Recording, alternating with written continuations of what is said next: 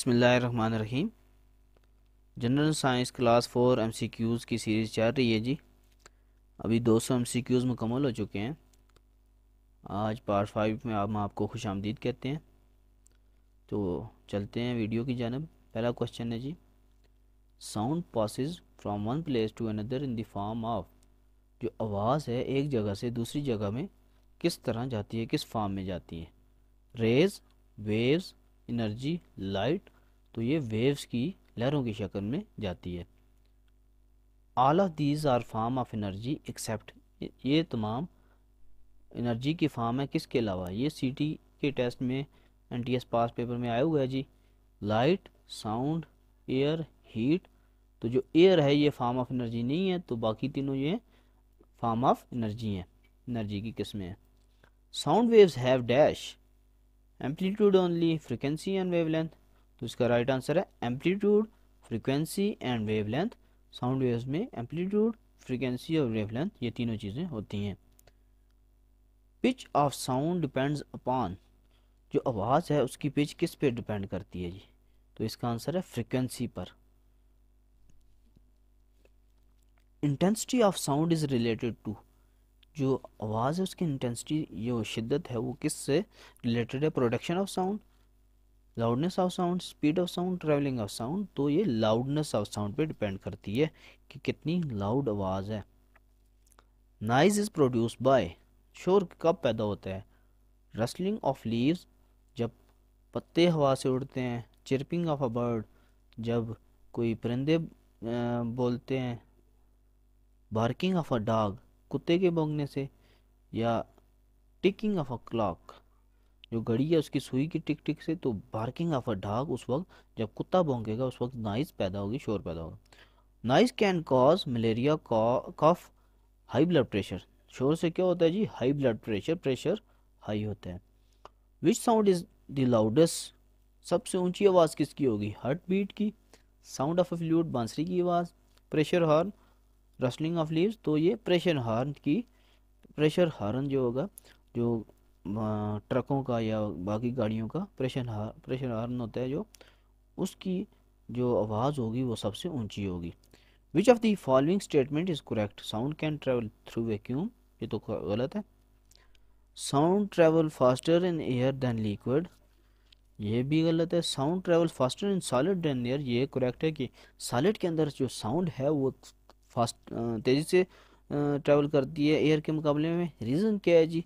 Solid में जो particles है सॉलिड के, वो मैटर के जो पार्टिकल्स वो आपस में क्लोजली पैक्ड होते हैं। एटम्स जो हैं वो क्लोजली पैक्ड होते हैं। तो जब साउंड उनसे ट्रेवल करती है तो उनके अंदर ज़्यादा वाइब्रेशन तेज़ी से होती है, तो उस वजह से वो साउंड तेज़ी से पास करती है। A soft sound is produced by beating a drum, playing a flute, heavy traffic, hammering. के ढोल बजाने से नरम आवाज़ पैदा होगी, या प्लेइंग अ फ्लूट, बांसुरी बजाने से हैवी ट्रैफिक की वजह से, या हैमरिंग की वजह से, या थोड़ी से आप कोई चीज़ ठोक रहे हो तो ये प्लेइंग अ फ्लूट, एक बांसुरी बजाने से सॉफ्ट साउंड पैदा होगी।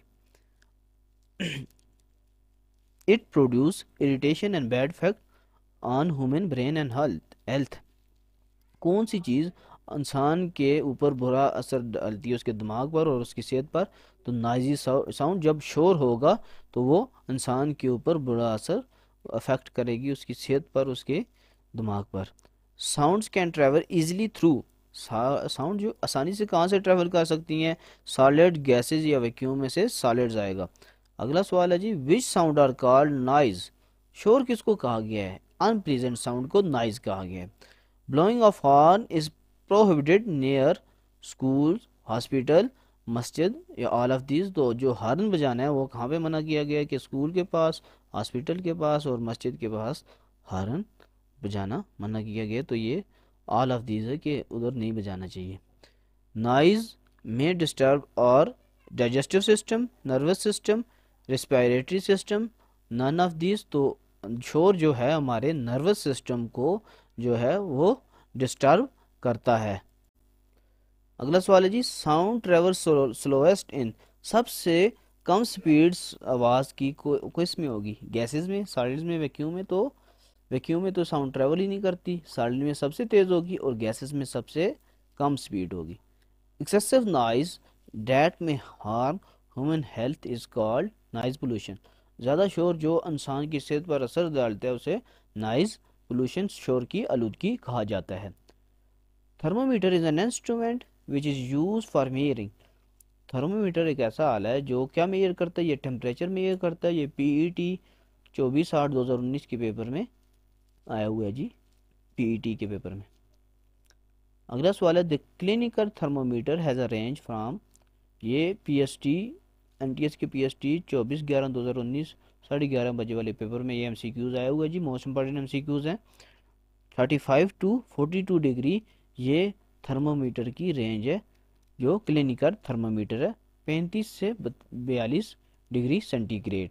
तो ये जो MCQs हैं मोस्ट इंपॉर्टेंट है, इसमें से लाजमी कोई ना कोई पास पेपर में आए हुए हैं, तो इस मतलब पेपर में ये इनमें से लाजमी आएंगे। तो हमारे यूट्यूब चैनल को सब्सक्राइब करें और बेल आइकन को प्रेस कर दें ताकि आप मेरी रोज़ाना की जो नई वीडियो है उसको वो आपको मिल जाए, तो आप उससे तैयारी करें। इंशाल्लाह अभी टीचिंग की जॉब्स आने वाली हैं तो उसके लिए आपकी भरपूर तैयारी हो जाएगी।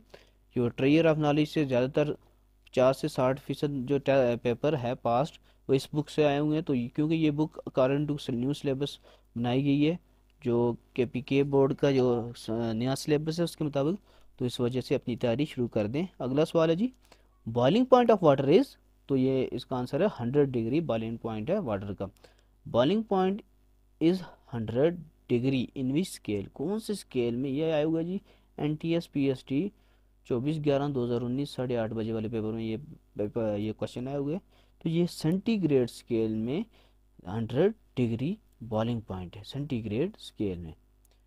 Freezing point of water is 0 degree, 100 degree, 1000 degree, 50 degree. तो कौन सा पॉइंट है जहाँ पे पानी क्या होता है, फ्रीज होना स्टार्ट हो जाता है? तो ये 0 डिग्री है इसका answer.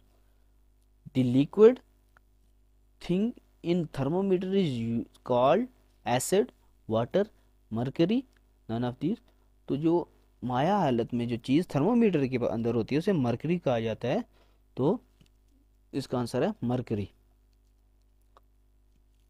Metals are the best insulator of heat, conductors of heat, conductors of light, insulators of electricity. तो जो मेटल्स हैं वो बेस्ट कंडक्टर ऑफ हीट हैं। An example of conductor of heat is paper, cloth, air, aluminium। तो इसका answer है aluminium जो है वो बेस्ट कंडक्टर है हीट की। The degree of hotness and coldness of a body, ये किसकी डेफिनेशन है? Degree of hotness and coldness of a body is called temperature. दर्जा हरारत को कहा जाता है कि कोई भी चीज़ जितनी ठंडी है या कितनी गर्म है उसे हम उसका टेम्परेचर कहेंगे। Which increase in temperature mercury in thermometer will with increase in temperature. जैसे ही टेम्परेचर इंक्रीज होगा तो थर्मोमीटर के अंदर जो मर्करी है वो क्या करेगी? Increase, decrease, fall, rise. तो इसका आंसर है वो राइज। जैसे जिसको जैसे टेम्परेचर ज़्यादा होगा तो मर्करी जो है थर्मोमीटर के अंदर वो राइज करेगा, मतलब वो उसका जो लेवल है वो ऊपर की तरफ जाएगा। जैसे जिसको ज़्यादा बुखार होता है हम थर्मोमीटर से टेम्परेचर उसका चेक करते हैं, तो जिसको ज़्यादा बुखार होता है वो मर्करी का लेवल ऊपर जाता है, राइज करता है। Celsius scale is also called, Celsius scale को हम और क्या कहते हैं? ऑप्शन है जी, Fahrenheit scale, centigrade scale, absolute scale, Kelvin scale. तो इसका सही आंसर है centigrade scale. The most commonly use scale is Kelvin scale, Fahrenheit scale, centigrade scale, all of this. तो इसका आंसर है centigrade scale. The difference in temperature between melting point of ice and boiling point of water on centigrade scale thermometer is, कहता है कि temperature का जो difference है ice के मेल्टिंग पॉइंट और बॉइलिंग पॉइंट ऑफ वाटर है वो सेंटीग्रेड स्केल में क्या होगा थर्मोमीटर पर? ये 100 डिग्री है। क्यों? क्योंकि जो वाटर है वो 100 डिग्री पे बॉयल होता है और 0 डिग्री पर वो फ्रीज हो जाता है, तो इनका जो डिफरेंस आएगा 100 - 0, तो ये 100 डिग्री आ जाएगा। On Fahrenheit scale water boils at, Fahrenheit scale के ऊपर जो पानी है उसका बॉइलिंग पॉइंट क्या होगा? 32 फ़ारेनहाइट, 100 फ़ारेनहाइट, 180 फ़ारेनहाइट, 212 फ़ारेनहाइट। तो इसका सही आंसर है 212 Fahrenheit. Normal human body temperature on Fahrenheit scale is, ये एमसीक्यूज बार बार पास्ट पेपर में आया हुआ है। ये एनटीएस पीएसटी 24/11/2019 2:30 बजे वाले पेपर में आया हुआ है जी। इसका ऑप्शन है 37 फ़ारेनहाइट, 42 फ़ारेनहाइट, 95 फ़ारेनहाइट या 98.6 फ़ारेनहाइट। तो ये जो हमारा जो टेम्परेचर है ये 98.6 फ़ारेनहाइट में होता है, जो नॉर्मल ह्यूमन बॉडी टेम्परेचर है। देखें जब किसी को बुखार हो जाए, हम कहते हैं 101 102 का बुखार है, तो वो ये फ़ारेनहाइट में होता है। कभी भी ये डिग्री में हो नहीं सकता, क्योंकि देखें हमारे रूम टेम्परेचर या गर्मियों में हमारा मैक्सिमम टेम्परेचर जाता है 40 डिग्री तक। जो गर्म इलाके हैं 45-50 डिग्री तक। तो डिग्री में कभी ये गलती नहीं करनी, क्योंकि 40-45 डिग्री में आप देखें कितनी गर्मी होती है। तो अगर ये आपको ऑप्शन इसी तरह 7 डिग्री में आ जाए तो ये फ़ारेनहाइट में होगा 98.6 Fahrenheit. The temperature of melting ice on Celsius scale is, कि टेम्परेचर कौन सा है जिस पे आइस मेल्ट हो जाती है सेल्सियस स्केल के ऊपर? तो 0 डिग्री है। क्यों? क्योंकि जब 0 डिग्री से नीचे तो वो आइस जो है वो फ्रीजिंग उस पॉइंट उसका स्टार्ट हो जाता है। तो जैसे ही 0 डिग्री पे वो आएगी वो आइस मेल्ट होना स्टार्ट हो जाएगी। उससे जैसे टेम्परेचर 0 से 1 2 3 जाएगा तो आइस जल्दी मेल्ट होना शुरू हो जाएगी। The temperature of melting ice on Fahrenheit scale is, अब जो फ़ारेनहाइट स्केल है उस पर जो मेल्टिंग आइस कब मेल्ट होगी, तो ये 32 फ़ारेनहाइट स्केल है। ये दो इंपॉर्टेंट एमसीक्यूज हैं जी। On Fahrenheit scale the room temperature is, Fahrenheit scale पर जो रूम का टेम्परेचर होगा वो कितना होगा? 30 फ़ारेनहाइट, 32 फ़ारेनहाइट, 212 फ़ारेनहाइट या 77 फ़ारेनहाइट। तो ये रूम टेम्परेचर क्या है? 77 Fahrenheit. On Celsius scale the room temperature is, Celsius scale पे रूम टेम्परेचर क्या है? नॉर्मल 25 डिग्री जिसे हम कहते हैं। At which point Fahrenheit scale equals to Celsius scale, ये इंपॉर्टेंट एमसीक्यूज है, बहुत से पास पेपर में आया हुआ है। तो इसका एक्यूरेट आंसर है कि -40 डिग्री या -40 फ़ारेनहाइट पे फ़ारेनहाइट स्केल और सेल्सियस स्केल एक दूसरे के बराबर होते हैं। अगला सवाल है don't keep a clinical thermometer below 5 degree, 3 degree, 2 degree. तो इसका आंसर है 0 डिग्री। जो हमारा जो थर्मोमीटर है हमें उसे 0 डिग्री से नीचे टेम्परेचर पर नहीं रखना चाहिए। अगला सवाल है जी don't keep a clinical thermometer, ये बिलो पहले हो चुका है, यहाँ पे गलती है, बिलो नहीं अबव, कि हमें कितने डिग्री से अबव टेम्परेचर पर थर्मोमीटर को नहीं रखना चाहिए? 50 डिग्री, 30 डिग्री, 20 डिग्री, 0 डिग्री। तो ये बिलो नहीं है, अबव होगा, क्योंकि बिलो 0 डिग्री से बिलो हमें नहीं रखना चाहिए और 50 डिग्री से अबव नहीं रखना चाहिए। Plastic and rubber can not allow electricity to pass because they are, plastic और रबर से इलेक्ट्रिसिटी पास क्यों नहीं होते? वो कंडक्टर हैं, इंसुलेटर्स हैं, सॉफ्ट हैं, हार्ड हैं। तो वो इंसुलेटर्स हैं। तो इंसुलेटर वो मटेरियल होते हैं जिनके अंदर से हीट या इलेक्ट्रिसिटी पास नहीं हो सकती। North pole repels the dash pole, ये एनटीएस पीएसटी 15/12/2019 11:30 बजे वाले पेपर में आया है कि नॉर्थ पोल कौन से पोल को रिपेल करेगा? तो साउथ, नॉर्थ, ईस्ट, वेस्ट। तो इसका आंसर है नॉर्थ, क्योंकि दो सेम पोल्स आपस में एक दूसरे को हमेशा रिपेल करते हैं और अपोजिट पोल्स जो होंगे एक दूसरे को अट्रैक्ट करेंगे। The path through which a current flow is called dry cell, connecting wires, a bulb, a circuit. ये भी इंपॉर्टेंट एमसीक्यूज है, वो पाथ जहाँ से करंट फ्लो करे उसे एक सर्किट कहते हैं। The things which are attract by a magnet are non magnetic, magnetic, plastic, wood. वो चीज़ें जो मैग्नेट से अट्रैक्ट हों, जिस तरह लोहा है, तो उसे हम मैग्नेटिक कहते हैं। Strength of a magnetic field is known as, magnetic field की जो स्ट्रेंथ है उसे हम क्या कहते हैं? फ्लक्स डेंसिटी या मैग्नेटिक फ्लक्स डेंसिटी। तो इसका आंसर है magnetic flux density.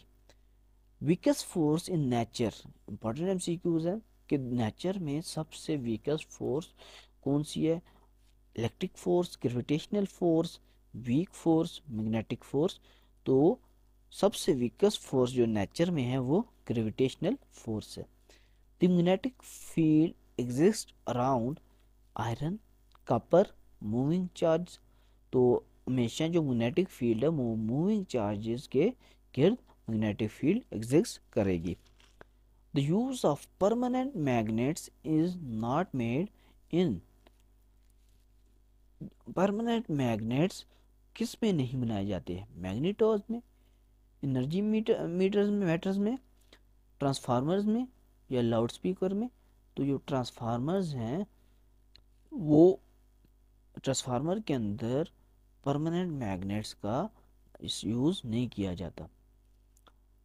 In the left hand rule, four fingers always represents voltage, current, magnetic field. तो लेफ्ट हैंड रूल में आपकी जो फोर फिंगर है वो किसकी तरफ होगी? हमेशा मैग्नेटिक फील्ड की तरफ होगी। अगला सवाल है जी, the phenomena by which subtract pieces of iron is called magnetism, naturalism, electromagnetism, materialism. तो वो फिनोमेना जिसमें पीसेस ऑफ आयरन को सब्ट्रैक्ट किया जाता है उसे मैग्नेटिज्म कहा जाता है। The straight line passing through the two poles of a magnet is called real axis, Cartesian axis, magnetic axis, imaginary axis. तो वो स्ट्रेट लाइन जो पास कर रहे दो पोल्स के दरमियान मैग्नेट से, तो उसे मैग्नेटिक एक्सिस कहा जाता है। A substance that attracts pieces iron, वो सब्सटेंस जो लोहे को अपनी तरफ खींचे उसे मैग्नेट कहा जाता है। Magnetic movement is a pole strength, universal constant, scalar quantity, vector quantity. जो मैग्नेटिक मूवमेंट है वो वेक्टर क्वांटिटी है। An electric circuit is the dash, collection of bulb and cell, collection of bulb and wires, collection of bulb and wires, path of electric current। तो electric circuit क्या होता है? वो path होता है इलेक्ट्रिक करंट का, वो पाथ जहाँ से करंट गुजरता है उसे इलेक्ट्रिक सर्किट कहा जाता है। अगला सवाल है, an electric circuit can be made open और close by using switch. Switch की वजह से, जो स्विच यूज करके हम किसी भी सर्किट को ओपन या क्लोज बना सकते हैं। Current cannot pass through aluminium wire, copper plate, piece of iron, piece of dry wood। तो एल्यूमिनियम, कॉपर, आयरन ये तीनों मेटल्स हैं, से करंट पास कर सकता है। तो इन्होंने पूछा किस में से नहीं कर सकता? तो पीस ऑफ ड्राई वुड, खुश्क लकड़ जो होगी उसके अंदर से, खुश्क लकड़ी के अंदर से करंट पास नहीं कर सकता। विच of the following is magnetic material? Glass, निकल, प्लास्टिक, एल्यूमिनियम। जो निकल है वो मैग्नेटिक मटेरियल है। The S pole of a freely suspended magnet always points toward, जो साउथ पोल है एक फ्रीली सस्पेंडेड मैग्नेट, एक लटका हुआ है मैग्नेट, तो उसका साउथ पोल हमेशा किसकी तरफ होगा? साउथ पोल की तरफ होगा। What is the effect on the bulb in a closed circuit when the copper wire is replaced by a plastic string? कहता है कि बल्ब पर क्या असर होगा जब हम कॉपर की वायर की जगह एक प्लास्टिक की स्ट्रिंग, मतलब प्लास्टिक की कोई तार लगा देंगे। तो इसका जो the bulb becomes dim, the bulb become brighter, the bulb become turn off, no effect on the bulb. तो इसका आंसर है द बल्ब टर्न ऑफ। जब हम कॉपर वायर की जगह प्लास्टिक वायर रिप्लेस कर देंगे तो जो बल्ब है वो ऑफ हो जाएगा, क्योंकि कॉपर जो है गुड कंडक्टर ऑफ इलेक्ट्रिसिटी है, एक मेटल है, और प्लास्टिक जो है वो इंसुलेटर है। तो प्लास्टिक के अंदर से करंट पास नहीं कर सकेगा, इस वजह से जो बल्ब होगा वो ऑफ हो जाएगा। अगला सवाल है जी, what do thick lines represent in a circuit diagram? Circuit diagram में जो थिक लाइंस होती हैं, मोटी मोटी लाइंस होती हैं जो इस तरह खींची होती हैं, तो उन्हें हम क्या कहते हैं? Battery switches. इन्हें हम कहते हैं जी कनेक्टिंग वायर्स। थिक लाइंस होती हैं जो कनेक्टिंग वायर्स, उन्हें हम कहते हैं। Which one of the following material is a conductor? Cork, plastic com, silver ring. तो ये सिल्वर रिंग है, ये कंडक्टर है, क्योंकि सिल्वर जो है उससे हीट या इलेक्ट्रिसिटी कंडक्ट करती होती है। Connecting wires are usually covered with plastic coating to, जो कनेक्टिंग वायर्स है, जो तारें हैं, उनके ऊपर प्लास्टिक कोटिंग की होती है। Make them good look pretty, उन्हें खूबसूरत बनाने के लिए। Make the flow of current easier, कि करंट आसानी से पास कर सकें। Make the electrical circuit save, circuit को सेव करने के लिए। Prevent the wastage of current, तो इसका आंसर है कि हम जो उसे कवर करते हैं कोटिंग से, तो prevent the wastage of current, क्योंकि वो इंसुलेटर मटेरियल से बनी होती है, ताकि इंसुलेटर से करंट पास नहीं कर सकता, तो prevent the wastage of current, के करंट को ज़ाया होने से बचाने के लिए जो इंसुलेटर मटेरियल की कोटिंग की जाती है। The magnetic force of the bar magnet is maximum at the poles, bar magnet की जो मैग्नेटिक फोर्स होगी पोल्स के ऊपर वो मैक्सिमम होगी। Which of the following statement is true? North pole attract north pole, ये गलत है। North pole repel south pole, ये भी गलत है। North pole attract south pole, दो अपोजिट चार्जेज, दो अपोजिट पोल जो होंगे वो आप एक दूसरे को अट्रैक्ट करते हैं हमेशा, तो नॉर्थ का अपोजिट है साउथ, तो ये एक दूसरे को हमेशा अट्रैक्ट करेंगे। Which objects are usually conductor? Wood object, rubber object, metallic objects, plastic object. तो कंडक्टर कौन से होंगे? मेटालिक ऑब्जेक्ट, जो मेटल से चीज़ें बनी होगी वो कंडक्टर होंगी। वुड, रबर और प्लास्टिक ये इंसुलेटर हैं।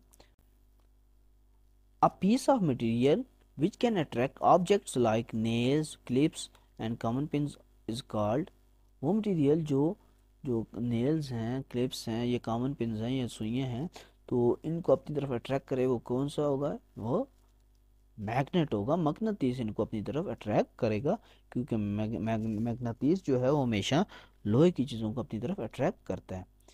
Material through which current can pass are called conductor, conductor से करंट पास कर सकता है। The material through which current can not pass are called insulator. ये डेफिनेशन याद रखने की है, बहुत इंपॉर्टेंट एमसीक्यूज हैं ये। The natural magnet stones that attract iron piece are called lodestone. ये लोडस्टोन क्या होते हैं? जो नेचुरल मैग्नेट स्टोन्स होते हैं, जो ज़मीन के अंदर से निकलते हैं, तो वो अट्रैक्ट करते हैं आयरन के पीसेस को अपनी तरफ। Which option is the right option for magnetic material? निकल, कोबाल्ट, आयरन, ये तमाम क्या है? मैग्नेटिक मटेरियल है। The Greeks found lodestones over 1000 years ago, 2000 years ago, 3000 years ago, 4000 years ago। जो ग्रीक्स हैं, यूनानी हैं, उन्होंने लोडस्टोन कब पाए जी? उन्होंने 2000 साल पहले उन्हें लोडस्टोन मिले। लोडस्टोन्स क्या होते हैं? ये नेचुरल फॉर्म ऑफ मैग्नेट्स हैं जो लोहे को अपनी तरफ अट्रैक्ट करते हैं। North pole of a bar magnet is painted red, जो बार मैग्नेट का जो नॉर्थ पोल है हमेशा रेड पेंट किया जाता है।